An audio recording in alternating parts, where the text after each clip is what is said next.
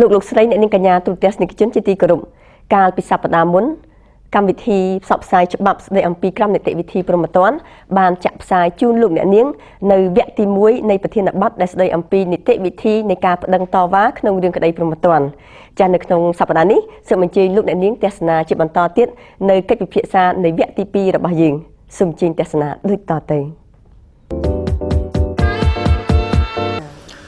ចំពោះការប្តឹងតវ៉ាទៅនឹងសាលក្រមរបស់សាលាដំបងខ្ញុំសូមញែកជា2គឺថាការប្តឹងតវ៉ាទៅនឹងសាលក្រមកំបាំងមុខការប្តឹងតវ៉ាទៅនឹងសាលក្រមកំបាំងមុខគេហៅថាការប្តឹងទាស់បាទការប្តឹងទាស់នេះធ្វើបានដោយជនណាគឺថាដោយជនដែលមិនបានមកនៅចំពោះមុខតុលាការនឹងគឺថាពិរុទ្ធជនដែលគាត់មិនបានចូលខ្លួននៅពេលសវនាការនេះដោយគាត់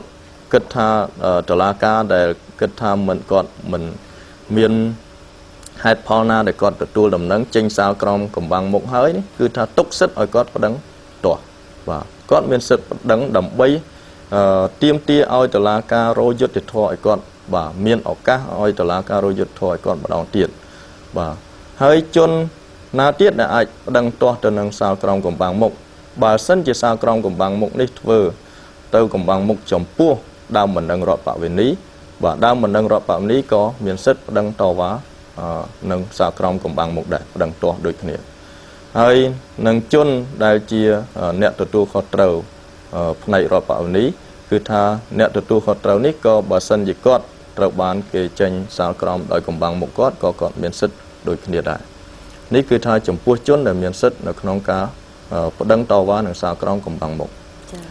ចំពោះសាលក្រមចំពោះមុខឬក៏សាលក្រមចាត់ទុកថាចំពោះមុខគឺថាមិនអាចប្តឹងទាស់ទេគឺថាច្បាប់ទុកសិទ្ធឲ្យគាត់ប្តឹងបានគឺប្តឹងអូតូបាទតវ៉ាបានទៀតគឺហៅថាប្តឹងអូតូប្តឹងអូតូនេះគឺថានីតិវិធីនៅក្នុងការប្តឹង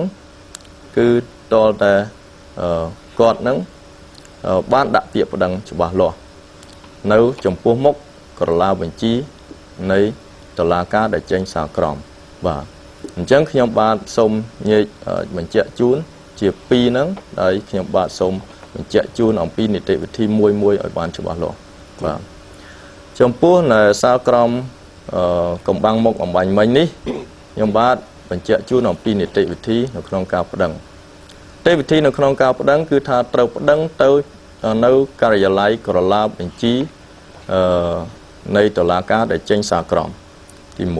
1ទី2គឺថាគាត់អាចប្តឹងនៅចំពោះមុខព្រះរាជអាជ្ញាឬក៏ប្តឹងនៅចំពោះមុខ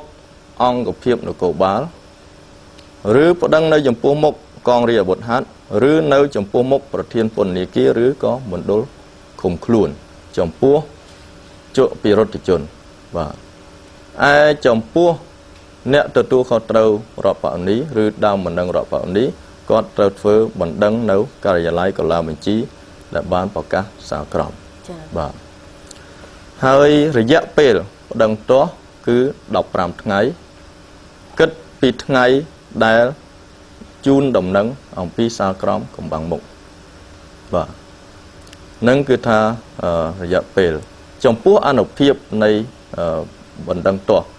នៅពេលដែលមានបណ្ដឹងទាស់គឺត្រូវព្យួរការអនុវត្តសាលក្រមនឹងតែម្ដងបាទមានន័យថាសាលក្រមមិនអាចយកទៅអនុវត្តបានទេហើយមានបណ្ដឹងទាស់សាលក្រមកំបាំងមុខត្រូវទុកជាអសារបង់បាទហើយនៅក្នុងពេលដែលមានបណ្ដឹងទាស់នេះគឺមានន័យថាតុលាការត្រូវយករឿងក្តីនេះមកចាត់ការឡើងវិញចៅក្រមដែលទទួលបន្ទុកដោះស្រាយរឿងក្តីនៅពីមុនត្រូវរៀបចំនីតិវិធីដោះស្រាយរឿងក្តីនេះសារឡើងវិញហើយសាលក្រមដែលគាត់ត្រូវចេញក្រោយគាត់អាចកែប្រែឬក៏រក្សាទុក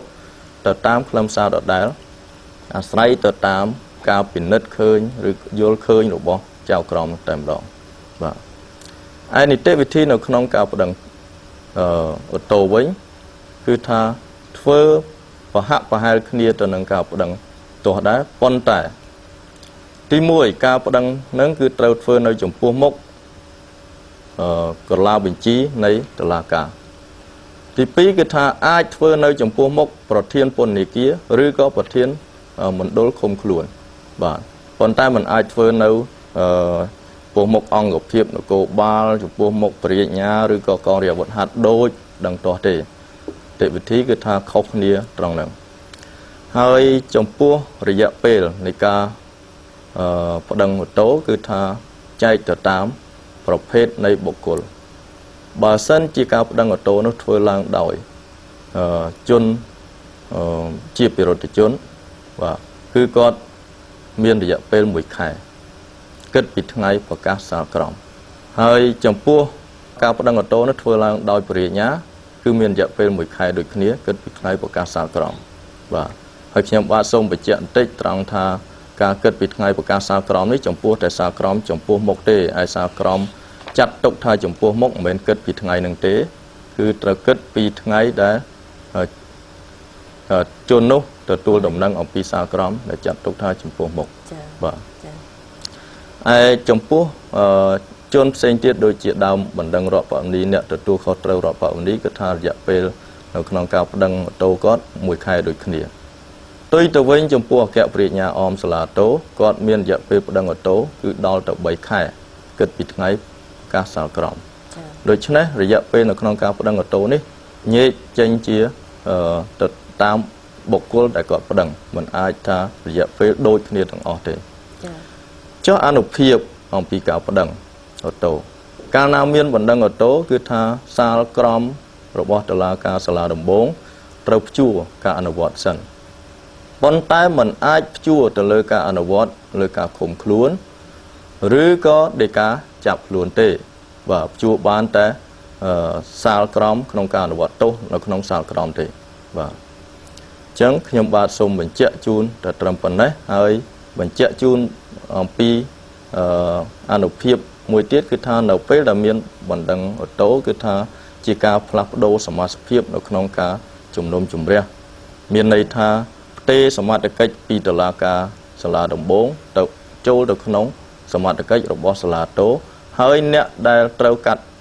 ជំនុំជម្រះនៅក្នុងសាលាតូនេះมันអាចជាចៅក្រមដែលធ្លាប់កាត់ក្តីនៅសាលាដំបងឬក៏ជាបរិញ្ញាដែលធ្វើកិច្ចការនៅសាលាដំបងទេបាទដូច្នេះតលតែអ្នកនោះជាសមាជិកភាពថ្មីតែម្ដងនៅសាលាតូបាទបើសិនជាសាលាតបានចេញនៅសេចក្តីសម្រេចណាមួយហើយអ្នកដែលពាក់ព័ន្ធហ្នឹងគាត់មើលទៅគាត់មិនសុខចិត្តតើគាត់អាចមានសិទ្ធិប្តឹងតវ៉ាដែរទេបាទចំពោះនៅសាលាតូគឺខ្ញុំបាទសូមញែកជាពីរដែរគឺថាការប្តឹងទាស់ទៅនឹងសាលដីការបស់សាលាតូក្នុងករណីដែលសាលដីកាកំបាំងមុខនិងការប្តឹងសាទុកទៅលើសាលដីកាសាលាតូបាទឯនីតិវិធីនៅក្នុងការប្តឹងជនដែលមានសិទ្ធិប្តឹងហើយនឹងអនុភាពនៅក្នុងការប្តឹងទាស់លើសាលដីកាគឺថាមានលក្ខណៈប្រហាក់ប្រហែលទៅនឹងការប្តឹងទាស់ទៅនឹងសាលក្រមកំបាំងមុខដែរបាទដូចថាចំណុចនេះខ្ញុំបាទមិនបាច់រៀបរាប់ឡើងវិញទេគ្រាន់តែថាការប្តឹងលើសាលដីកាកំបាំងមុខនិងការប្តឹងសាលក្រមកំបាំងមុខនេះគឺថាដូចគ្នានីតិវិធីនិងរយៈពេលអីដូចគ្នាទាំងអស់ហើយខ្ញុំបាទសូមលើកយកតែបញ្ហារឿងប្តឹងសាទុកទៅនឹងសាលដីការបស់សាលាតូតែប៉ុណ្ណោះដែលការប្តឹងសាទុកនេះគឺថាទី1ខ្ញុំបាទសូមបញ្ជាក់អំពីរយៈពេលនៅក្នុងការប្តឹងសាទុកនៅនឹងសាលដីការបស់សាលាតូគឺមានរយៈពេល1ខែបាទមានរយៈពេល1ខែគិតពីថ្ងៃដែលប្រកាសសាលដីកាចំពោះសាលដីកាចំពោះមុខបាទហើយមួយទៀតអំពីបញ្ហារឿងជនដែលថាមានសិទ្ធិប្តឹងសាទុកជនដែលមានសិទ្ធិប្តឹងសាទុកគឺថាមានអគ្គប្រាជ្ញាអមសាលាតូអគ្គប្រាជ្ញាអមសាលាតុលាការកំពូលពិរុទ្ធជនជនដែលត្រូវគេទាមទារឬក៏យើងអាចថាបុគ្គលដែលគេទាមទារតាក់ទងទៅនឹងនីតិវិធីបច្ចុប្បន្នដើមបណ្ដឹងរដ្ឋបវនីអ្នកទទួលខុសត្រូវផ្នែករដ្ឋបវនីបាទហើយអនុភាពនៅក្នុងការប្តឹងគឺថានៅពេលដែលមានបណ្ដឹងសាទុកគឺគេព្យួរការអនុវត្តសាលដីការបស់សាលាតូប៉ុន្តែมันអាចព្ ជួក្នុងករណីមួយពាក់ព័ន្ធទៅនឹងសាលដីការបស់សាលាតូរបស់សភាស៊ើបសួរដែលពាក់ព័ន្ធទៅនឹងការបញ្ជូនជន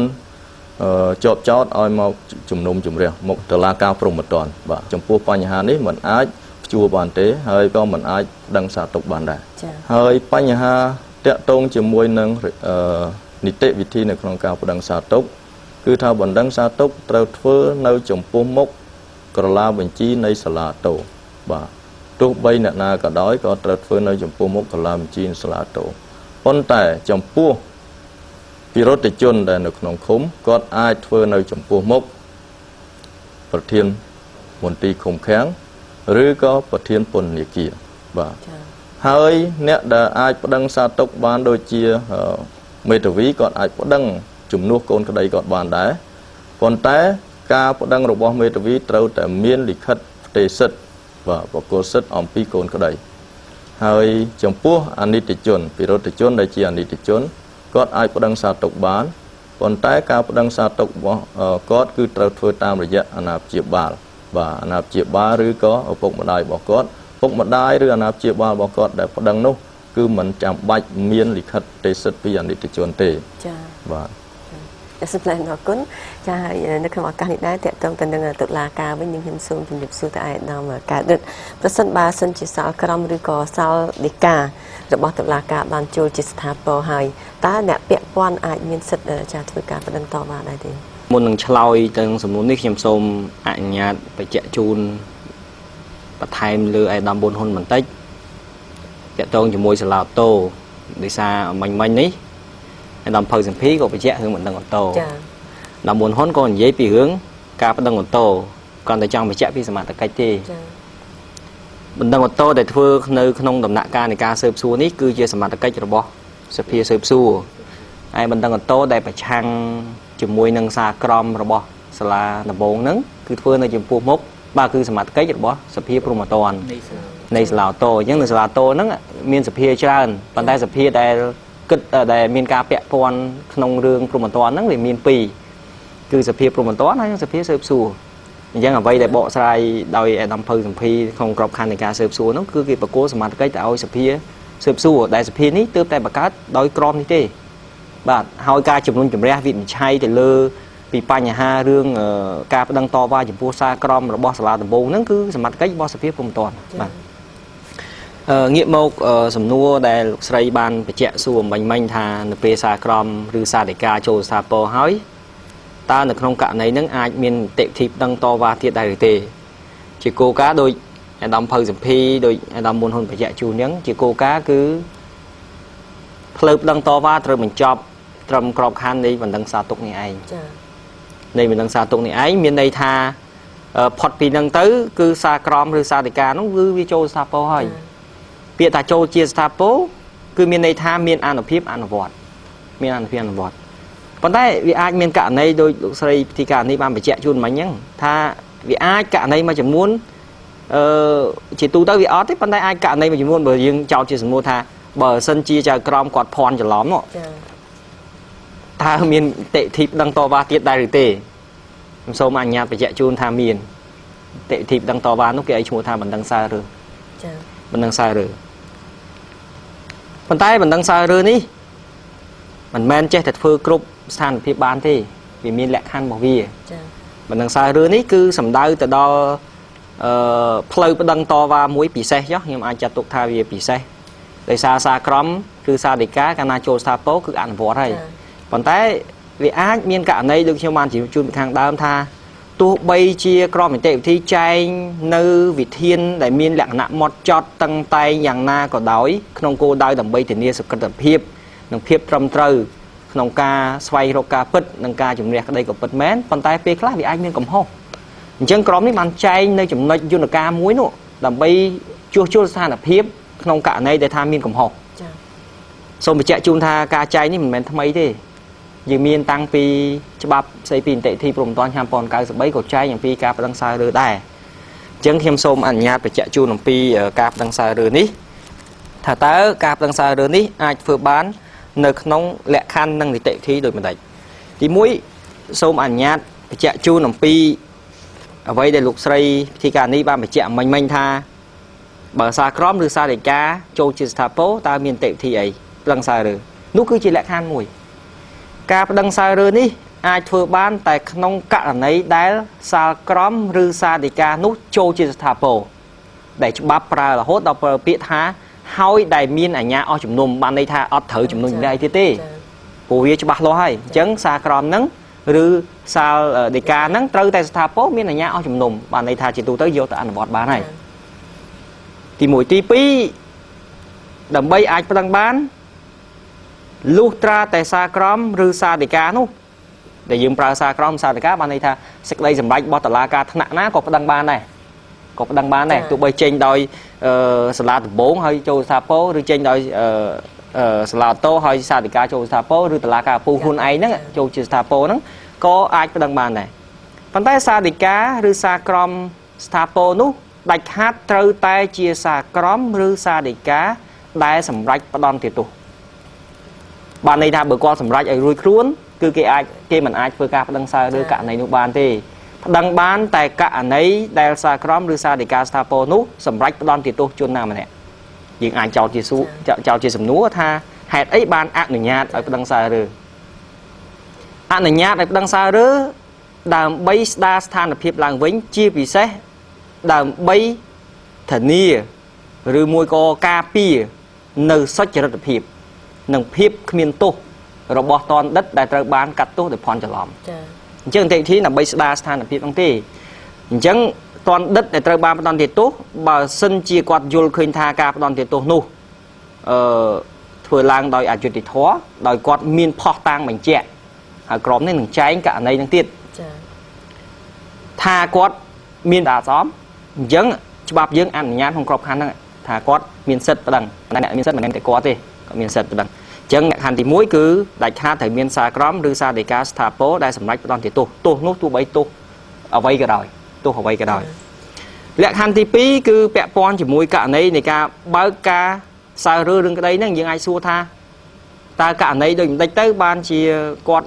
ai miền sật đằng xa rơ bàn chẳng cho bạn đi cũng nó trộm đai mùi ba làm bây cũng nói chết tại đằng xa rơ bàn đây xa miền ấy sóc của chết tại đằng xa rơ cất khuôn ấy có đằng xa rơ ở cửa bàn thì cứ miền trái nương mù than mà chậm luôn mù than ấy cứ phải chẹt chun được không miệt ra buôn rồi sai sập ram nhầm xôm ăn này nhát phải chẹt chun hay đằng an miệt ra đi tay mà đón thả tới miệt ra buôn rồi sai sập ram đó miền ăn thần ấy đừng mà đẩy hỏi chị ai bao ca xa rơ đường đây đi được không cả này nè là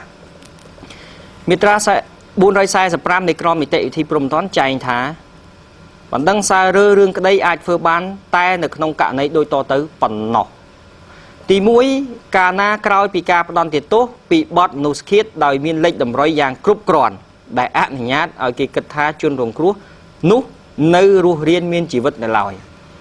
chỉ cà xòm sọp mũi được không chủng loại ní để xa mù hai ấy mù hai tha u thó bậc cô cỏ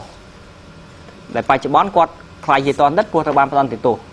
quạt toàn tiệt tốt bị bọt mà nô skit đại bậc bậc từ lứa lục kho chẳng sao cắm sao để cá trâu staple quạt ăn vọt tốt nó pon thành này kia tiện tông chỉ mùi nó bơm nô skit lứa cả này kho sạp tại cào mốc miên đồng roi miên phò táng bánh chẹ tha lục kho đại tha chỉ chân rồng cua nó không còn pơ nốt tam pất con nơi luôn riêng miên chỉ vật là lòi chẳng miên đây tha cạp đoàn tiền tô nốt ai phòn chỉ ló mày phổ dương đoàn tiền tốt tha quạt ban sầm lạp lục kho ổ thò thà tràn thẹn bị lơ của pu nôm rồi tràn thẹn châu hồng chua ban đầu tìm phốt xem để kia rồi khơi ta lục kho ở lạp hồng lục kho nơi luôn riêng miên chỉ vật là lòi chẳng cạp đoàn tiền tốt nốt ai phòn chỉ lòm ní cứ chỉ hai phòn muối đại ai bác ca sai rư đừng cái đây nụ bàn tí phí mít ra buôn rồi sai sập rám chay thà cả ná chun chọp chào pi nè trời ban đòn tiền tốt chủng phu bọt là bước đầu đài ní đòi ca đòn tiền tốt tiền pi ní mình cho sầm rong khnia tề sầm đây đo san thiệp chẹt đáy nhầm lược của thó là bầy nhì dối tha u thó lục cỏ trời ban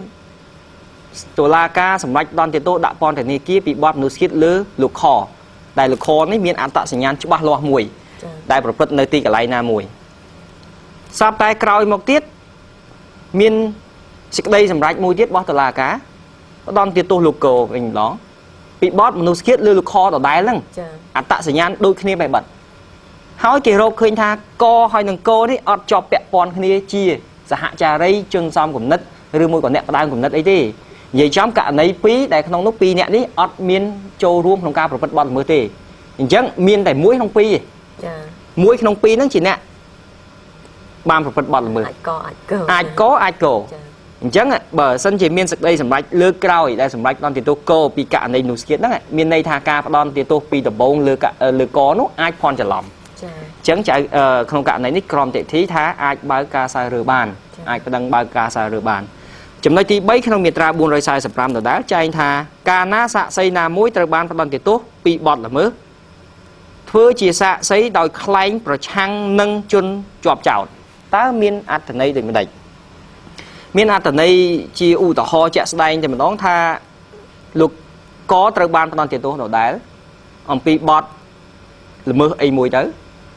នៅក្នុងនីតិវិធីហ្នឹងយើងឃើញថាមានសាក្សីឆ្លើយដែលជាបន្ទុកហើយយោងតាមចម្លើយរបស់សាក្សីហ្នឹងតុលាការបានសម្រេចផ្តន្ទាទោស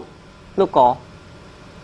គាត់ឆ្លើយថាលោកកពិតជាបានប្រព្រឹត្តដោយសារគាត់បានឃើញជាក់ស្ដែងនៅកន្លែងនោះអីចឹងទៅប៉ុន្តែក្រោយមកស្រាប់តែ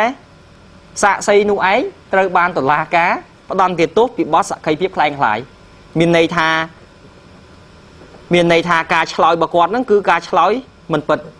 បាទអញ្ចឹងបើផ្ដន្ទាទោសអញ្ចឹងមានន័យថាវាដកបន្ទុកមួយដែលបញ្ជាក់ថាលោកកអាចត្រូវបានគេផ្ដន្ទាទោសដោយភ័ន្តច្រឡំករណីទី3ករណី3នេះគឺជាករណីជាក់លាក់ដែលកំណត់សម្ដៅមុខព្រួញជាក់លាក់ប៉ុន្តែមានករណីមួយទៀតចំណុចទី4នៅក្នុងមាត្រា445ដែលចែងថាកាលណាមានអង្គហេតុថ្មីឬលិខិតឬភស្តុតាងថ្មីដែលនាំឲ្យគេសង្ស័យលើពិរុទ្ធភាពនៃទណ្ឌិតករណីនេះគឺទូលាយគ្របដណ្ដប់លើស្ថានភាពច្រើនមានន័យថាម៉េចមានន័យថាក្រោយពេលផ្ដន្ទាទោសហើយសារក្រមសាធិការចូលសាពោស្រាប់តែគេទើបតែនឹងរកឃើញនៅភស្តុតាងថ្មីនៅអង្គហេតុថ្មីនៅលិខិតថ្មីដែលបញ្ជាក់ថាជននោះអត់បានប្រព្រឹត្តបទល្មើសទៅវិញអញ្ចឹងអាភស្តុតាងនោះនឹងអាចលុបលាងវិរុទ្ធភាពរបស់គាត់បានប៉ុន្តែនៅពេលដំណើរការនីតិវិធីពីមុននោះវាអត់មានភស្តុតាងទាំងអស់នេះអញ្ចឹងយោងតាមករណីនេះគេអាចថាមានការសង្ស័យលើពិរុទ្ធភាពហើយអាចទៅដល់ការផ្ដន្ទាទោសដោយភ័ន្តច្រឡំ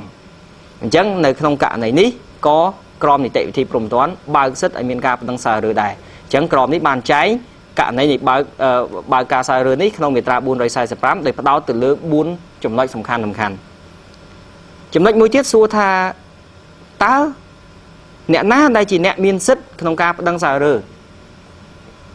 ក្រមនីតិវិធីព្រហ្មទណ្ឌនេះចែងទូលាយបន្តិចនៅក្នុងនេះក្រៅពីជនដែលត្រូវបានផ្តន្ទាទោសដែលយើងហៅថាទណ្ឌិតព្រោះគាត់សារក្រមសាធិការចូលសាពោហើយគាត់កំពុងអនុវត្តទោសអញ្ចឹងទណ្ឌិតនោះគឺជាអ្នកដែលមានសិទ្ធិមុនគេក្នុងការប្តឹងប៉ុន្តែមិនមែនកម្រិតត្រឹមតែទណ្ឌិតទេរដ្ឋមន្ត្រីក្រសួងយុទ្ធភ័ពក៏អនុញ្ញាតឲ្យប្តឹងសារើបានដែរមិនត្រឹមតែប៉ុណ្ណោះពេលខ្លះករណីផ្តន្ទាទោសយូរហើយទើបគេរកឃើញអាចពេលខ្លះទណ្ឌិតនឹងបាត់ខ្លួនពេលខ្លះទណ្ឌិតទទួលមរណភាពអញ្ចឹងគេបើកសិទ្ធឲ្យដល់ឪពុកម្ដាយបងប្អូនឬអ្នកដែលមានប្រយោជន៍ទាំងស្មារតីនិងសម្ភារៈចំពោះជនដែលត្រូវបានផ្តន្ទាទោសដោយភ័ន្តច្រឡំនោះគាត់ក៏មានសិទ្ធដើម្បីប្តឹងសារើករណីនោះដែរចំណុចនេះមានចែងច្បាស់នៅក្នុងមាត្រា446ដែលចែងអំពីអ្នកដែលមានសិទ្ធក្នុងការប្តឹងសារើនេះបានប៉ុន្តែមានក្របខ័ណ្ឌនៃការអនុវត្តខុសគ្នាបន្តិចបើប្តឹងសារើដោយរដ្ឋមន្ត្រីក្រសួងយុទ្ធភ័ពទាមទារឲ្យមានការស្រាវជ្រាវមុនពេលចាប់ផ្ដើមបើកប្តឹងសារើប៉ុន្តែករណីនេះគឺជាករណីពិសេសនៅក្នុងក្រៅពីនេះយើងអាចចោទជាសំណួរមួយទៀតគឺពាក់ព័ន្ធជាមួយនឹងសមត្ថកិច្ចនិងនីតិវិធីដោះស្រាយបណ្ដឹងសារើយើងអាចចោទជាសំណួរថាតើតុលាការណាដែលមានសមត្ថកិច្ចដើម្បីដោះស្រាយបណ្ដឹងសារើនេះបាននៅក្នុងក្រមនីតិវិធីព្រហ្មទណ្ឌបានផ្ដល់សមត្ថកិច្ចនេះឲ្យទៅតុលាការកំពូល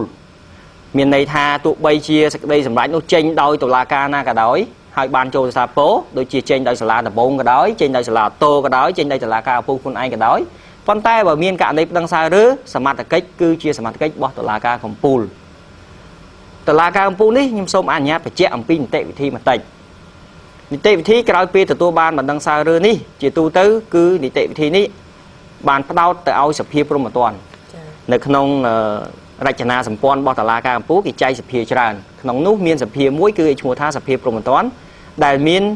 សមត្ថកិច្ចពិនិត្យអំពីរឿងព្រហ្មទណ្ឌនេះឯងអញ្ចឹងគេឲ្យសភាព្រហ្មទណ្ឌពិនិត្យជាដំបូងពិនិត្យជាបឋមសភាព្រហ្មទណ្ឌអាចពិនិត្យក្នុងក្របខ័ណ្ឌនេះអាចសម្រេចផ្អាកការអនុវត្តព្យួរការអនុវត្តទោសនឹងជាបដោះអាសន្នសិនបើគាត់យល់ឃើញថាមានហេតុផលជាក់លាក់ដោយតែមានចែងនៅក្នុងមាត្រា449ដែលចែងថាសភាព្រហ្មទណ្ឌនៃតុលាការកំពូលដែលបានទទួលពាក្យប្តឹងសាររើអាចសម្រេចព្យួរការអនុវត្តទោសបានប្រសិនបើមានមូលហេតុច្បាស់លាស់បានន័យថាម៉េចមានន័យថាមើលទៅហេតុផលហ្នឹងមើលទៅគឺមានភាពច្បាស់លាស់មួយចំនួនធំថាគាត់ការផ្តន្ទាទោសភ័ន្តច្រឡំអញ្ចឹងគាត់សម្រេចព្យួរតែម្ដងព្យួរដើម្បីកុំឲ្យបន្តទៅទៀតវាធ្វើឲ្យប៉ះពាល់សិទ្ធិហ្នឹងរត់ទៅខ្លាំងឡើងថែមទៀតក្រោយពេលដែលសភាព្រហ្មទណ្ឌគាត់ពិនិត្យហើយគាត់យល់ឃើញថាបណ្ដឹងសាររើនោះមានមូលដ្ឋានគ្រប់គ្រាន់បានន័យថាមានមូលដ្ឋានជឿជាក់គ្រប់គ្រាន់បំពេញតាមលក្ខខណ្ឌរួចហើយទើបសភាព្រហ្មទណ្ឌសម្រេចបញ្ជូននេះទៅតុលាការកំពូលដើម្បីធ្វើការសម្រេចអំពីបណ្ដឹងសាររើនៅក្នុងក្របខ័ណ្ឌនៃគេហៅថាសភាពេញអង្គដែលមានចៅក្រមសរុប9រូបអញ្ចឹងវាមានដំណាក់កាលវាមានសភាព្រហ្មទណ្ឌដំបូងគាត់ពិនិត្យរឿងហ្នឹងហើយបានបញ្ជូនទៅតុលាការកំពូលខ្លួនឯងដដែលហ្នឹងប៉ុន្តែបើកសវនាការជំនុំជម្រះដោយសភាពេញអង្គដែលក្នុងនេះគឺមានចែងច្បាស់ក្នុងមាត្រា443ហើយនឹងមានចែងនៅក្នុងមាត្រា450ដែលចែងថាសភាពេញអង្គនៃតុលាការកំពូលមានសមត្ថកិច្ចលើបណ្ដឹងសាររើមាត្រា450ក៏បានចែងថាការបើសភាព្រហ្មទណ្ឌសម្រេចថាបណ្ដឹងសាររើអាចទទួលយកបាននោះសភាត្រូវបញ្ជូនសំណុំរឿងនៃបណ្ដឹងសាររើទៅតុលាការកំពូលដើម្បីជំនះជាសភាពេញអង្គនិងសម្រេចលើអង្គហេតុនិងអង្គច្បាប់ដោយសារដីកាស្ថាពរខ្ញុំសូមអនុញ្ញាតបញ្ជាក់ជូនផងដែរថាប្រសិនបើតុលាការកំពូលក្នុងសភាពេញអង្គយល់ឃើញថាការផ្តន្ទាទោសនោះភ័ន្តច្រឡំតុលាការកំពូលនឹងចេញសេចក្តីសម្រេចដែលហៅថាសាធិការនេះគឺជាសាធិការស្ថាពរមួយដែលលុបលាងនៅភាពនៅវិរុទ្ធភាពរបស់ជនដែលហៅថាតនដិតនោះបាទដើម្បីស្ដារនៅភាពសុចរិតភាពគ្មានទោសរបស់ជននោះឡើងវិញហើយសេចក្តីសម្រេចនេះក៏មានអនុភាពលុបអំពីប្រវត្តិនៃការផ្តន្ទាទោសចេញពីបញ្ជីថ្កោលទោសផងដែរមិនត្រឹមតែប៉ុណ្ណោះក្នុងក្របខ័ណ្ឌមួយទៀតតាក់ទងជាមួយនឹងសំណងរដ្ឋប្រវេណីក៏តុលាការកំពូលអាចពិនិត្យពីករណីនេះដែរបាទអញ្ចឹងសូមអនុញ្ញាតបញ្ជាក់ជូនថានេះគឺជាផ្លូវប្តឹងតវ៉ាពិសេសមួយដែលអនុញ្ញាតជួសជុលនៅកំហុសតាមផ្លូវតុលាការទោះបីជាចែងយ៉ាងម៉េចក៏ដោយការភ័ន្តច្រឡំយើងអាចថាការភ័ន្តច្រឡំរបស់ចៅក្រមការភ័ន្តច្រឡំរបស់តុលាការអញ្ចឹងហើយក្រមនីតិវិធីខ្លាចករណីហ្នឹងអញ្ចឹងខ្លាចករណីអញ្ចឹងថាវាអាចមានការភ័ន្តច្រឡំអញ្ចឹងហើយបាននីតិវិធីចែងលម្អិតច្រើនដំណាក់កាលហើយទោះបីចែងលម្អិតច្រើនដំណាក់កាលក៏វាអាចមានលិចករណីដែរហើយក៏ចែងការបង្ការទុកជាមុនអំពីករណីដែរអញ្ចឹងខ្ញុំសូមអនុញ្ញាតបញ្ជាក់ជូនអំពីការប្តឹងសារឬត្រឹមប៉ុណ្ណេះចាសសូមថ្លែងអំណរគុណចំពោះការបកស្រាយដ៏ងាយយល់អាដាមមានប្រសាសន៍អំបញ្ញមិញនេះជាចុងក្រោយតើអាដាមប៊ុនហ៊ុនមានអនុសាសន៍អ្វីឬក៏មានយោបល់អ្វីទាក់ទងទៅនឹងប្រធានបទរបស់យើងនៅក្នុងថ្ងៃនេះទេបាទសូមអរគុណខ្ញុំបាទដោយសារអំបញ្ញមិញនេះហើយអាដាមកើតរិទ្ធបានបញ្ជាក់យ៉ាងក្បោះក្បាយពាក់ព័ន្ធទៅនឹងនីតិវិធីក្នុងការប្តឹងសាររើហើយប៉ុន្តែចំពោះខ្ញុំចង់បញ្ជាក់ជូនបន្ថែមពាក់ព័ន្ធទៅនឹងបញ្ហារយៈពេលនៃការប្តឹងសារទុកដោយសារអំបញ្ញមិញគឺថាបញ្ជាក់ជូនរយៈពេល1ខែនោះខ្លាចទូទស្សនិកជនច្រឡំថា1ខែលើគ្រប់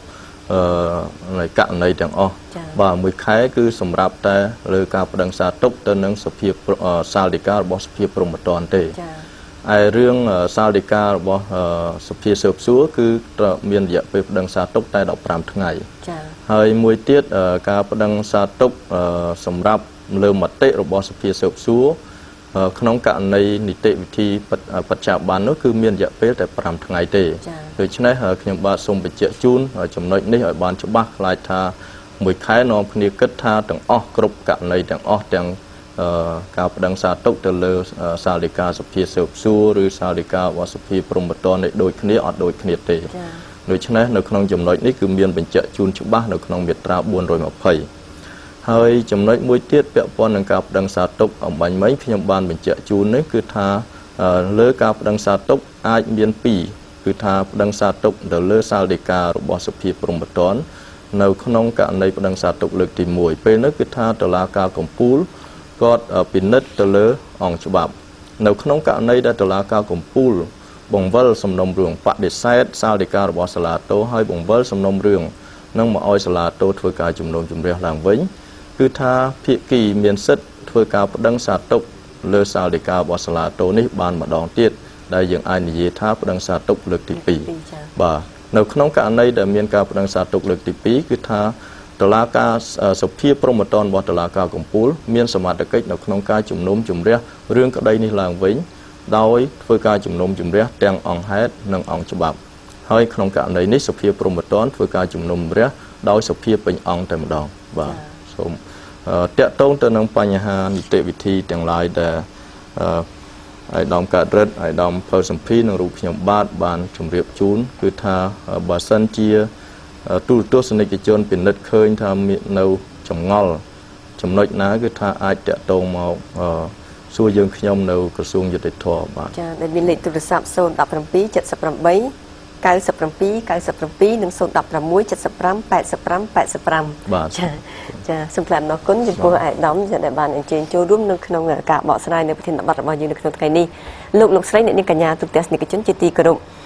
កិច្ចពិភាក្សារបស់យើងក្រោមប្រធានបទនីតិវិធីនៃការប្តឹងតវ៉ាក្នុងរឿងក្តីព្រហ្មទណ្ឌនៅក្នុងពេលនេះសូមបញ្ចប់តែត្រឹមនេះសូមថ្លែងអំណរគុណចំពោះការទស្សនារបស់លោកអ្នកសូមគោរពលា